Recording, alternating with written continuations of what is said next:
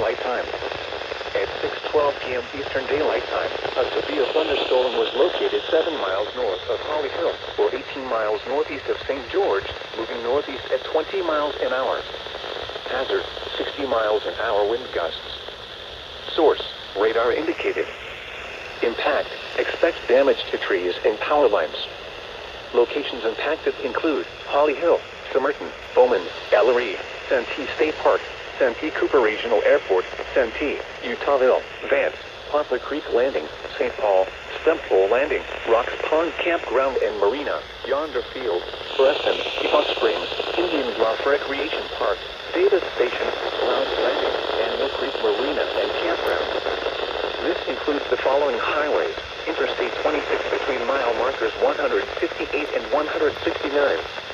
Interstate 95 between mile markers 85 and 112. For your protection, move to an interior room on the lowest floor of a building.